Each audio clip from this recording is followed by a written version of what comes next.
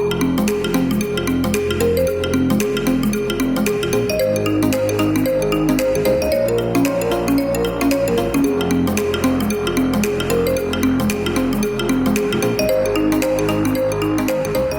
welcome to SoCal Watch Reviews. My name is Miguel. If you love gambling and fidget spinners, stick around. This watch may be the ultimate watch for you. When you think of watches that are very avant-garde and look like pieces of art on your wrist, Jacob & Co. comes to mind.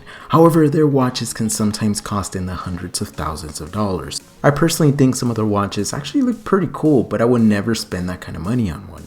However, this Lucky Harvey watch breaches that gap, and it's a watch that can be attainable, well, to most, as it comes in at $1,000. They offer different models, but this specific one is called the Player Series Silver European Roulette Automatic Watch.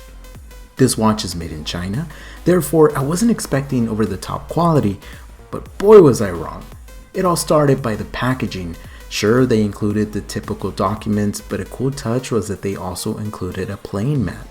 The packaging looks very much like a casino table, and they even included a metal chip. The design of the watch is inspired by the European roulette game. There are 37 numbers, 0 to 36, that can be used by single or multiple people to participate in the casino game at the same time. The watch in hand feels solid and well made. The entire watch is constructed of 316L stainless steel, weighs in at 120 grams with the supplied strap. The push and pull crown measures in at 7.8 millimeters, and the flat shape of it and the recessed middle feels very comfortable when interacting with it. The case measures in at 43 millimeters. It's 15 millimeters from lug to lug. The thickness comes in at 14.7 millimeters, and in between the lugs 22 millimeters. The water resistance is 30 meters, but this is not the type of watch you would want to go swimming with. The case finishing is good, but in some parts it feels a bit rough. Speaking of the case, the design looks very beautiful. The lugs have this futuristic look to them. Very much the look that the AP Code 1159 have, and I'm very much a fan. On the left hand side of the case you see a pusher, and that's what makes this watch come alive. When you press it, the roulette spins, and when you depress it, the little ball lands on one of the pockets. You can spend all day playing with this thing, and let me tell you, the pusher actually feels very solid when you press it in, and the roulette, as it spins, it feels very precise. Definitely not an everyday watch, as you can constantly hear and feel the ball spinning, nonetheless a very cool feature. Protecting the dial is a dome sapphire crystal, but lacks AR coating. Photographing and recording this dial was a nightmare, so that's something the company definitely needs to work on improving. The dial, of course, is very cool. The actual time telling is at the center of the dial with applied indices, and the ends of the hands have a triangle shape, although a spade shape would have been awesome as well. At the 6 o'clock, there's a few apertures that have different phrases on them. They change every time you spin the roulette. Around the dial, we do find that very intricate roulette wheel. There's 36 compartments, painted red and black, and numbered from 1 to 36. The attention to detail on this dial is remarkable, and under macro, it was very hard to see any flaws. Speaking of flaws though, we need to talk about the lume. This watch has lume applied on the hands, and I'm not sure what lume is being used, but it doesn't glow very bright. I would have loved to see not only brighter lume, but lume on the roulette wheel and even on the ball. How awesome would that be?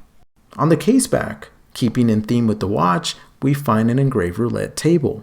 I mean, it's so small that this table is not functional, but it's the little details that matter when it comes to watches. The strap is very comfortable. It's a mixture of leather and FKM rubber. The tactile feel is very grippy, and I love how they tied in the green stitching with the colors of the roulette wheel. The side buckle has the same shape and design as the sides of the case, and it's very well machined. The strap measures in at 22 millimeters and it tapers down to 20 millimeters. Believe it or not, the watch is very comfortable on my 6 and 7/8 inch wrist, and when I was wearing it, I was reminded that watches should be fun. A lot of the times, the designs that are coming out from different companies are so similar that these new releases just really fall flat due to the lack of originality. The movement power in this watch is their in-house automatic caliber LH000 that can be wound and has 40 hours of power reserve. This 4 Hz movement beats at 28,800 beats per hour, and to test its accuracy, I put it on the time grapher. The numbers are not amazing, but it was refreshing to see that the beats per hour matched the spec sheet.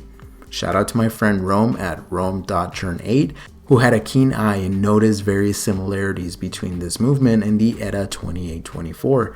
I'm not sure if the company is basing their movement off that caliber, But nonetheless, for my little time with the watch, I never experienced any issues. I have to say that my expectations were very much exceeded, and this watch is worth the money the company is asking for it. Sure, the name Lucky Harvey may not resonate with us Westerners, but there's no denying this watch is well constructed, it's fun to wear, interacting with it is a blast, and makes for a fantastic conversation starter. If this was a Swiss watch, the price would be closer to the six figures. The fact that you can buy this watch for $1,000 really blows my mind. Let me know your thoughts about this watch and how you feel about avant-garde watches in general. Thank you so much for the support. Consider subscribing to the channel.